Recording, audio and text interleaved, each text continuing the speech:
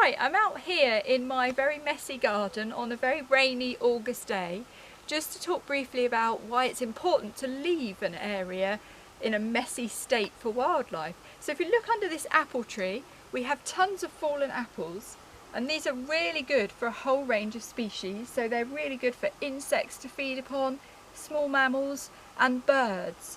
And over the last few days we've been watching a young green woodpecker feeding on these apples on the ground. Now, green woodpeckers usually love ants. They do love ants. They usually feed on ants.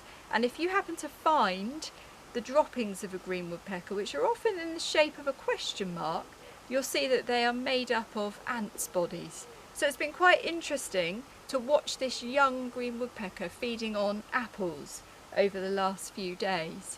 So green woodpeckers are beautiful birds. They're the largest of our 3 woodpecker species, with a lovely red head, and you might see them flying in a sort of undulating flight, and the call is sort of like a loud laughing call that we often call a yaffle.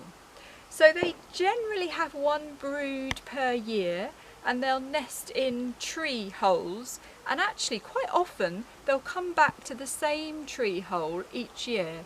So really lovely bird, quite shy, so we're very lucky that we managed to record a little bit of footage of this bird feeding out here on the lawn.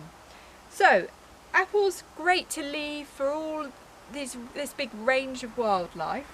And you'll notice it's very messy because we haven't mown for a while, because we did have some hedge bedstraw in flower earlier. Now we've also got a little bit of yarrow in flower here, which I really love because in the lawn it has this feathery leaf which you probably wouldn't particularly notice, but if you leave it to grow long, then it has these beautiful white flat-topped flowers. They do look a bit like they should belong in the carrot family, but they don't. They're actually in the daisy family.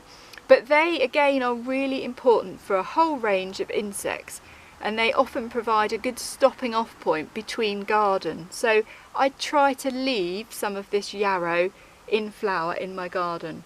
We have also got a whole load of wild cherry suckers coming up. So once this has finished flowering, I will definitely be mowing this area and removing the cuttings, and I do hope to introduce a few more wildflowers for next year.